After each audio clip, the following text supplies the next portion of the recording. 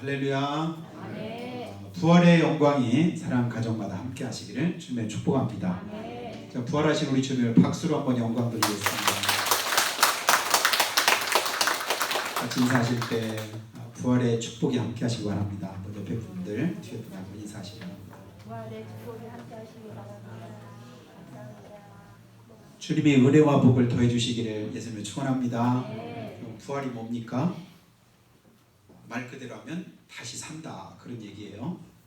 자, 어느 때 여러분은 부활을 실감하시나요? 이게 부활 아닌가라고 느끼는 그런 때가 있지 않으셔요?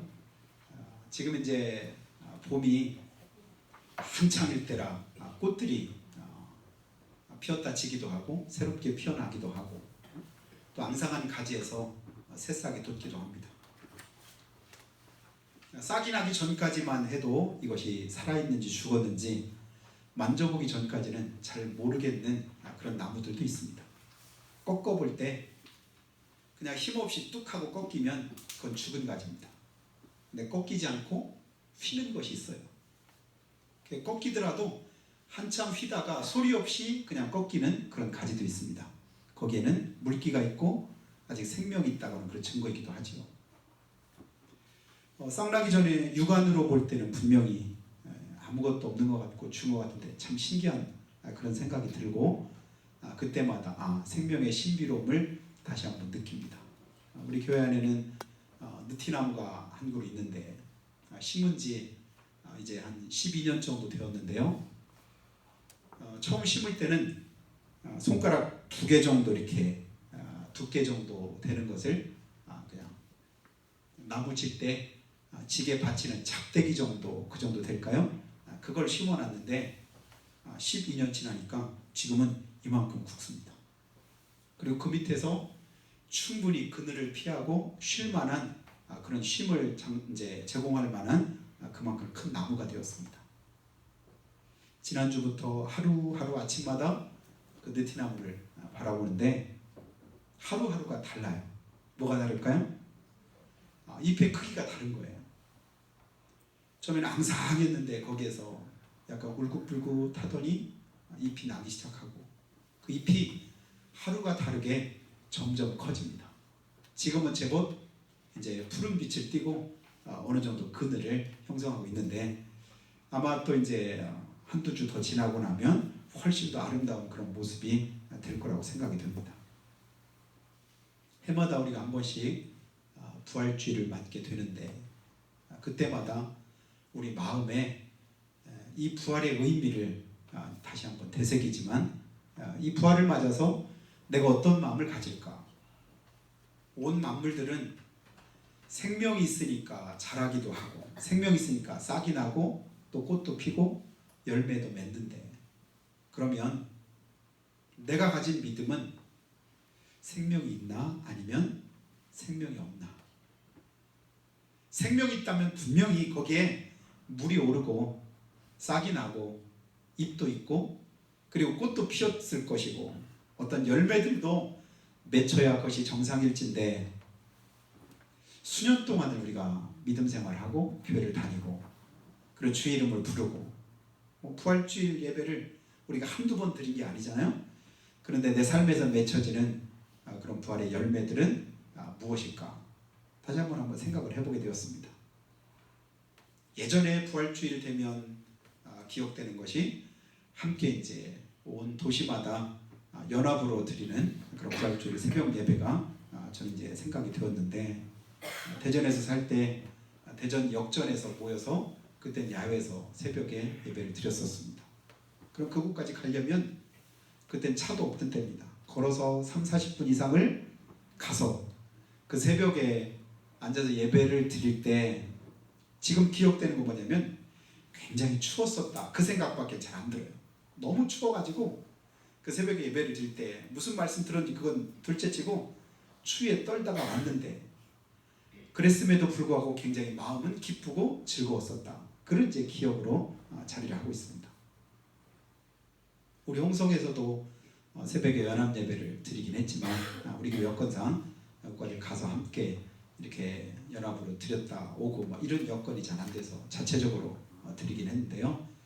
도시마다 지역마다 다 연합으로 해서 드리고 교회마다 축하 예배를 하나님 앞에 드렸습니다.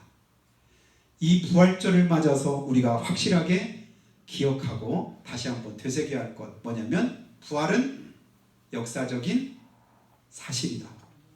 믿으시기를 축복합니다.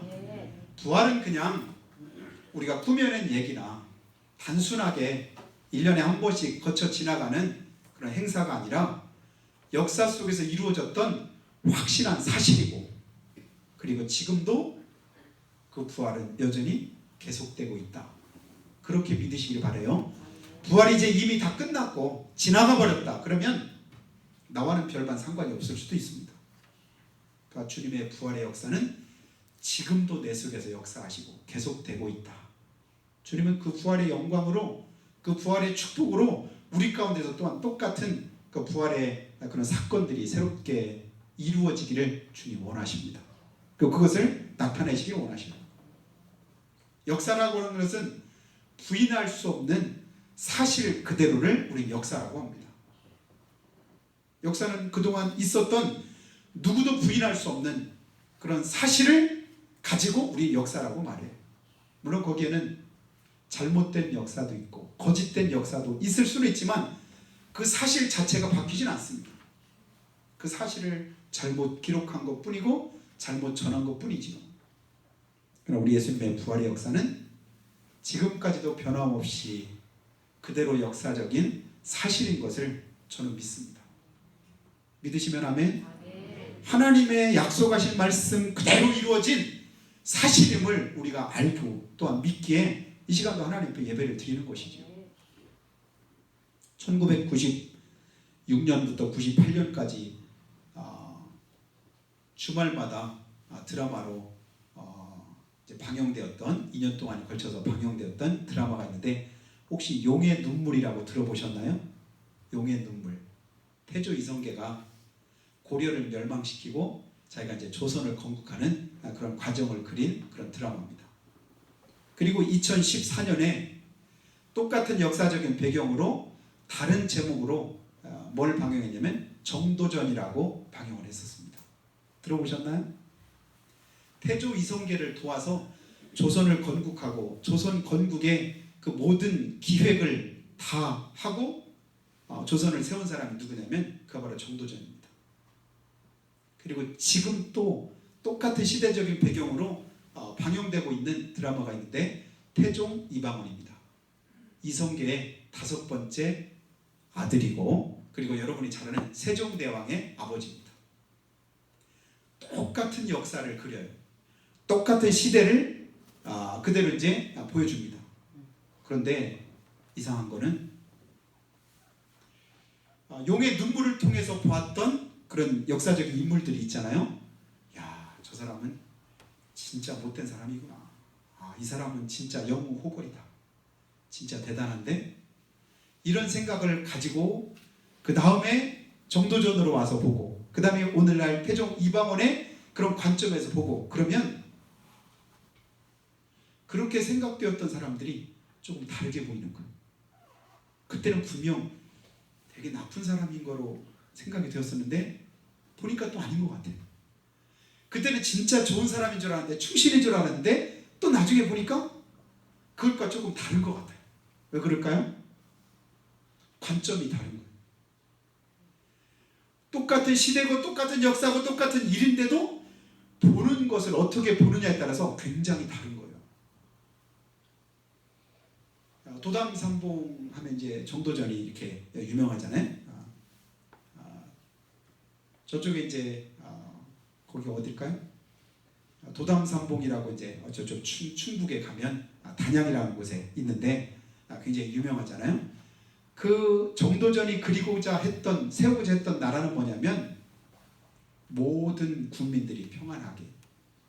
그래서 모든 국민들이 오늘날로 말하면 민주주의에 가까운 그런 나라를 세우고 그것을 이루려고 하던 게 정도전이었다고 한다면 그와 정반대로 왕권을 훨씬 더 강화시켜서 왕이 모든 것을 다 좌지우지할 수 있는 그런 나라를 세우는 그걸 세우려고 했던 사람이 태종 이방원입니다. 그리고 나중에는 자기 장인도, 자기 처남들도, 자기 형도 다 죽여요. 가차없이 죽입니다. 왕권에 도전하면 다 죽이는 거예요. 자기랑 그렇게 사이가 좋고 가까웠던 자기 이제 아내마저도 그냥 굉장히 멀리합니다.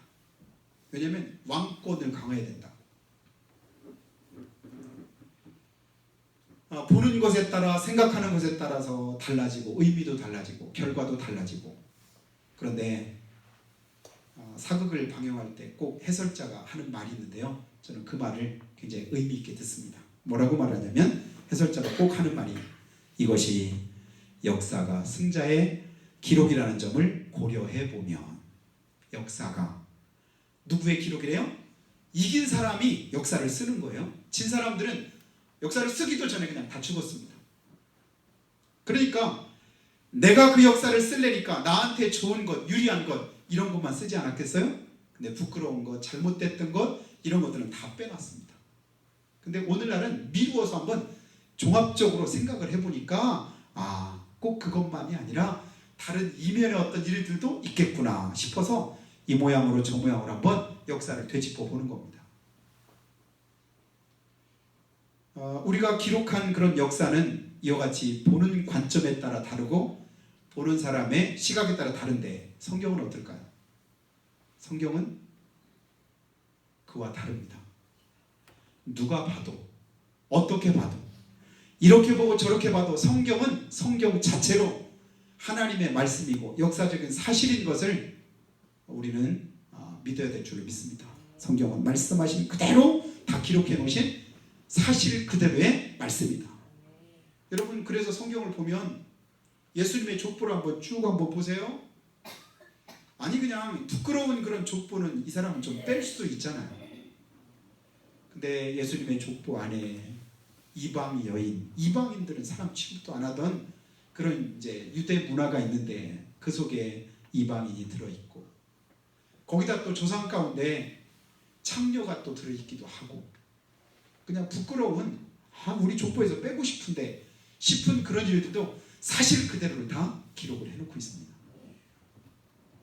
지금도 성군으로 가장 존경받고 있는 다윗 왕만 해도 그가 이룬 여러 가지 업적이 얼마나 크고 대단합니까? 그런데도 얼마든지 이것 정도는 감추어 줄 만도 싶은데 그걸 성경은 그대로 기록을 해놓고 있습니다.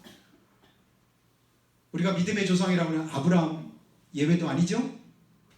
그를 믿음의 조상으로 보고 성경 안에서도 분명히 바랄 수 없는 중에도 바라고 믿었으니 그를 의롭게 여기시고, 그리고 열국의 아버지가 되게 하시고 말씀하신 그대로 믿음의 조상이 되게 하셨는데, 쫀쫀하게 자기 아내를 자기 한 목숨 보존하고자 누이라고 2번씩이나 그렇게 거짓말하는 옹졸한 사람으로 성경은 또 그대로 다 기록을 해놓고 있습니다. 왜 그럴까요? 사실이니까. 성경은 사실을 가감없이 그대로 우리에게 다 보여주고 있습니다. 그래서 성경을 읽다 보면 어느 부분은 차마 민망해서 읽기도 좀 뭐하고 아이들에게 가르치기도만 그런 장면들도 성경에 많이 나오는 걸 봅니다. 그러나 이 성경은 역사적인 사실인데 확실한 건 뭐냐면, 성경 전체를 3등분으로 나눈다면 어떻게 나눌 수 있을까요? 오실 예수님, 그리고 장차 오실 예수님에 대해서 주제를 이렇게 나눠볼 수가 있습니다. 예수님이 오실 것을 구약 성경에서 예언하시고 예언된 그대로 예수님 이 땅에 오셨습니다. 그리고 또 오실 것을 성경은 약속하고 있습니다. 오신 것까지는 이미 역사 속에서 성취됐으니까 우리가 안 믿으니 안 믿을 수가 없지요. 안 믿는다고 해서 사실이 아니지 않잖아요. 내가 안 믿는다고 없는 게 아니에요. 예수 믿으세요. 천국 갑니다. 예수 안 믿으면 지옥 가요. 난 지옥 안 믿어요. 지옥 안 믿어요. 염라대왕이 내 친구예요. 내가 지금 지옥보다 더한 삶을 살고 있는데요. 모르는 소리죠. 내가 안 믿는다고 인정 안 한다고 지옥에 없는 것이 아니라 지옥은 지옥 그대로 있는 거예요. 그런데 믿는 사람이 갈 수 있는 곳이 천국이고, 안 믿으면 가기 싫어도 가야 되는 곳이 지옥일 수밖에 없지요. 근데 성경은 말씀 그대로 다 이루셨고 예수님께서 이 땅에 사람의 모양으로 오실 것이다. 낮고 천한 곳에 임하게 될 것이다. 나사렛에서 태어나실 것이다. 유대 땅 베들레헴에서 그리고 나사렛에서 자라실 것이다. 그리고 되어질 일들을 다 말씀하시고 예수님은 그것을 다 그대로 이루셨습니다. 순환주간, 특별히 고난주간을 통해서 예수님께서 이루셨던 그 역사들을 우리가 이제 볼 때 주님은 성경을 이루시고자 말씀하신 그대로 성취하시고자 그 말씀이 사실인 것을 증명하고자 그대로 다 이루셨더라. 그리고 마지막으로 우리 예수님께서 최고의 절정기를 이루신 사건이 뭐냐면 그게 바로 부활 사건입니다. 왜요? 아직 어느 누구도 그것을 이루은 사람이 아무도 없거든요. 사람으로서는 이룰 수 없는 것이 뭐냐면 부활 사건입니다. 여러분, 사람이 죽은 자를 살릴 수 있나요? 성경에 보니까 죽은 자를 살린 사람이 예수님 말고도 있더라고요. 누굴까요? 사도 바울도 살렸고 엘리야도 살렸습니다. 그런데 예수님은 뭐 말할 것도 없지요. 그런데 남은 살렸으되 그러나 자기 죽음을 어떻게 할 수 있는 사람은 아무도 없습니다. 오직 한 분, 누구실까요? 예수님 뿐이십니다. 예수님은 죽으셨다가 다시금 뭐 하셨어요? 부활하셨습니다. 죽음을 이기시고 사셨습니다. 잠자는 자들의 첫 열매가 되셨답니다. 그리고 우리에게 주시는 메시지가 뭐냐면 너희도 믿으면 이와 같이 새 생명을 얻으리라. 부활에 함께 참여할 것을 예수님께서 우리에게 약속으로 주셨습니다. 약속을 이루시고 약속을 성취하신 우리 주님은 약속하신 그대로 다 이룰 걸 믿으시기를 축복합니다. 내가 주님을 믿으면 그 약속을 의지하면 내 삶 속에서도 부활의 영광이 나타나게 되어 있습니다. 지금 무덤에 내려간 것 같은 고통과 어둠이 있고 아픔이 있고 절망이 있고 낙심되는 일이 있다 할지라도 여러분, 그때 우리가 기억할 것, 누구를 기억할까요? 부활의 주님을 기억하시기 바라요. 지금 내가 아무것도 할 수 없지만 그러나 우리 주님은 없는 것도 있게 하시는 분이시다. 불가능도 가능케 하시는 분이시다. 죽은 자도 살리시는 분이시다. 이거 믿기에 아브라함이 전에는 믿음도 연약했었지만 그러나 바랄 수 없는 중에 바라고 믿었다. 그래서 믿음이 없어 하나님의 약속을 의심하지 않고 믿음에 견고해져서 약속하신 것을 또한 능히 이루실 줄로 확신했다. 여러분, 어느 때 우리 마음에 의심이 든다고 해요? 믿음이 없을 때. 믿음이 없어 하나님의 약속을 의심하지 않고. 로마서 4장 18절부터의 말씀을 보면 아브라함이 바랄 수 없는 중에 바랐던 그 믿음이 어디에서 왔을까요? 하나님의 살아계심을 확실하게 믿었기 때문에 그렇게 할 수 있었답니다. 의심될 때, 낙심될 때, 절망이 찾아올 때, 원수마귀가 나를 시험할 때, 그때 여러분의 마음속에 부활의 주님을 기억하시기를 축복합니다. 주님 부활하셨다. 예수님께서 무덤에 장사되었을 때 한 사람도 믿은 사람이 없었습니다. 다시 부활하실 것을 기대하는 사람도 아무도 없었습니다. 예수님께서 장사되시기 전에, 고난당하시기 전에 제자들에게 몇 번이나 말씀하셨어요. 고난당하시고 십자가 지시고 죽으실 것을, 그리고 사흘 만에 다시금 살아나리라. 살아나리라. 그런데 마태복음 16장에 보니까 베드로는 앞장서서 뭐라고 말했죠? 절대 그런 일이 있으면 안 됩니다. 안 되겠습니다. 제가 못하게 할게요. 그러다가 이제 사탄 소리 들었잖아요. 그러나 주님은 그렇게 말씀하시고 아무도 안 믿었고 무덤에 장사되니까 제자들이 다 흩어지고 그렇게 사랑해서 따르던 그런 여인들도 예수님의 시체를 보려고 향품이나 발라드려야 했다. 그런 마음으로 안식 후 첫날 주일 새벽에 예수님 무덤을 찾았다가 부활하신 주님을 만나 뵙니다. 전혀 기대하지 않았던, 그때 이제 천사를 통해서 주셨던 그 말씀이 뭡니까? 어찌하여 산자를 죽은 자 가운데서 찾느냐. 그가 말씀하시던 대로 살아나셨느니라. 주님이 말씀하시던 대로 살아나셨습니다. 주님은 말씀하시던 그대로 이루시는 분이십니다. 성취하십니다. 내게 능력 주시는 자 안에서 내가 모든 것 할 수 있다고 하셨으면 주님은 그대로 이루실 줄로 믿습니다. 그래서 너희가 피곤하여 낙심하지 않기 위해서 죄인들의 이같이 자기에게 거역한 일을 참으신 자 생각하랍니다. 여러분 낙심될 때, 내 마음이 피곤할 때 누구 생각하래요? 주님 생각하래요. 그러면 이길 수 있답니다. 회복할 수 있답니다. 다시금 은혜를 주님이 주십니다. 다 끝난 것 같고 다 막힌 것 같고 아무것도 할 수 없을 것 같아도 주님은 거기서도 능히 하실 수 있는 분이세요. 성경을 한번 다시 한번 읽어보세요. 그래서 바울은 그 사실을 믿기에 사방으로 우겨쌈을 당해도 우리가 쌓이지 않는다. 사방으로 우겨쌈 당해도 우리가 죽는 자 같으나 망하는 자 같으나 가난한 자 같으나 아무것도 할 수 없는 자 같으나 천만에 부활의 주님이 나와 함께 하시면 얼마든지 그 정도 수준이 아니라 훨씬 더 큰, 가난한 게 무슨 소리냐? 부유해서 나누는 자가 될 것인데, 죽는 자가 무슨 소리냐?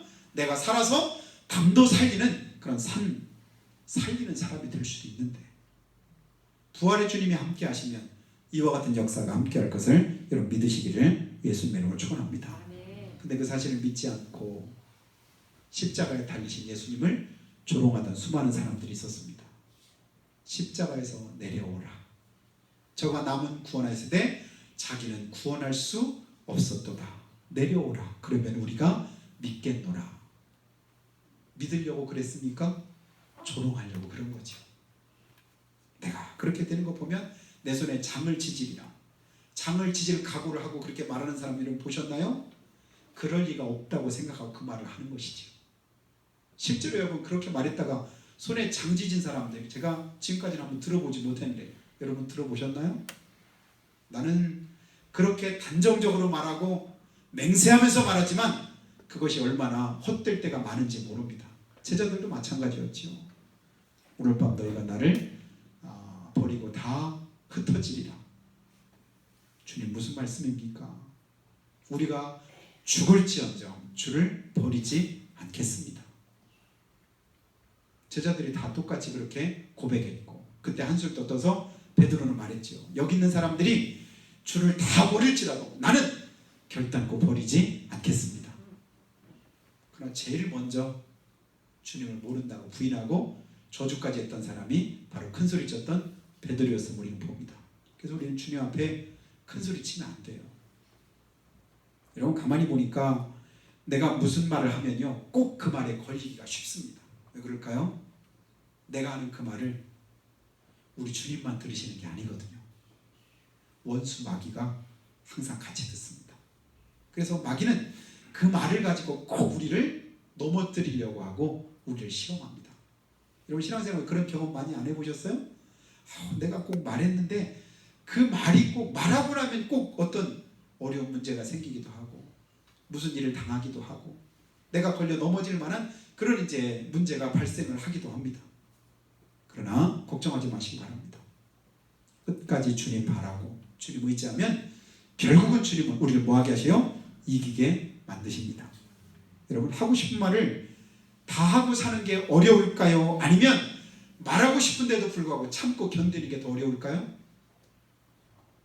하고 싶은 말 하는 게 하고 사는 게 어려워요? 참는 게 어려워요? 참는 게 어렵지. 자꾸만 드러내고 다른 사람의 허물을 들춰내는 게 힘든 게 아니라 뭐가 힘이 들어요? 감추어주고 덮어주고 그런 것이 훨씬 더 어렵습니다. 우리 믿음의 사람은 어떤 일을 택해야 될까요? 쉬운 일을 택하면 안 돼요. 주님은 분명히 말씀하셨죠? 그 길은 쉽고 넓어 그리로 가는 자가 많으니라. 그리로 가지 말랍니다. 좁고 협착하고 힘들고 어려워도 우리는 그 길을 가야 돼요. 왜요? 그 길을 주님께서 기뻐하시기 때문에 그렇습니다. 너무 쉬운 거 하려고 하지 마시고 어려운 걸 택하시기 바라요. 그래서 마음껏 그냥 말하고 싶어도 참아야 될 때가 있고 그냥 하고 싶어도 견뎌야 될 때가 있고 포기하려고 해도 그냥 포기하지 말고 끝까지 붙잡고 참아야 될 때가 있습니다. 예수님께서도 마음 같아서는 얼마든지 그냥 보란듯이 십자가에서 내려오실 수도 있으시지 않으셨겠어요? 그러나 그러지 않으셨습니다. 참으셨습니다. 견디셨습니다. 침묵하셨습니다. 그리고 오히려 뭐 하셔요? 하나님 앞에 기도하셨습니다. 저들을 용서하소서. 저들이 하는 것을 알지 못하나이다. 무슨 말 하는지, 무슨 짓 하는지 영적으로 철없어서 그러려니 하고 그것을 주님께서 받으시고 오히려 그들을 축복하면서 기도하십니다. 그리고 우리에게도 말씀하셔요. 너희 안에 이 마음을 품으라. 곧 그리스도 예수의 마음이니. 그것이 바로 부활의 참된 의미인 줄로 믿습니다. 주님은 부활을 믿으시고 승리할 것을 믿으시고 우리를 구원하실 확실한 증거가 그 부활을 통해서 이루어질 것을 믿으셨기 때문에 앞에 있는 즐거움을 위해서 십자가를 참으셨다고 말씀하셨습니다. 오늘 우리가 십자가를 지고 주님을 따라야 될 이유 무엇일까요? 갚으시는 주님 계시기 때문에, 부활의 영광이 우리 가운데 함께할 것을 믿기 때문에, 잘하도다 착하고 충성된 종아, 네가 작은 일에 충성했음에 내가 더 큰 일을 맡기리니 칭찬하실 주님의 약속을 우리가 믿기 때문에 오늘을 참고 견디는 것입니다. 자랑하고 싶어도, 드러내고 싶어도, 다른 누군가를 욕하고 싶고 마음껏 그냥 시기 질투하고 싶어도 참고 견디는 이유, 바로 부활하신 주님을 우리가 알기 때문에 그렇죠. 사랑하신 여러분, 예수님의 부활을 믿으시는 분만 한 번 더 아멘 합시다. 아멘. 죽은 자가 다시 살아나는 것을 믿으시면 아멘. 그렇다면 우리 삶 자체가 믿음이 되어야 될 줄 믿습니다. 삶과 믿음이 따로 분리되면 안 돼요. 하나님 말씀대로, 주님은 그대로 다 사시잖아요. 그대로 다 순종하시잖아요. 말씀을 이루고자 함이니라. 말씀을 응하게 하고자 함이니라. 그렇게 하면 어찌 성경에 말씀하신 그것을 이룰 수 있겠느냐? 우리에게 말씀합니다. 우리도 그 말씀 그대로 이루고 성경이 그대로 내 삶 속에서 성취되는 그런 역사를 기대하면서 이번 한 주간 우리의 남은 삶 동안에 부활의 영광이 우리의 삶을 통해 경험되는 귀한 축복이 있기를 예수님의 이름으로 축원합니다. 기도하실 때 하나님, 우리 예수님 역사 속에서 그대로 우리 가운데 찾아오신 만왕의 왕이시고 우리의 주님이신 것을 믿습니다. 그가 찔림은 우리의 허물 때문이요 그가 상함은 우리의 죄악 때문이라고 했습니다. 그가 징계를 받음으로 우리가 평화를 누리고 채찍에 맞음으로 우리가 나음을 입었다고 말씀하셨습니다. 우린 다 양 같아서 그릇 행하여 각기 제 길로 갔거늘 우리 무리의 죄악을 그에게 담당시키셨고 우리가 아직 죄인 되었을 때 그리스도께서 십자가에 못 박혀 죽으심으로 하나님께서 우리에게 대한 자기 사랑을 확증하셨다고 했습니다. 그 크신 사랑 믿고 의지하며 우리가 부활의 영광 가운데 믿음으로 승리하는 복된 삶 되도록 우리 하나님 축복하시라고 한 목소리로 고백하며 기도하겠습니다. 우리 아버지 하나님,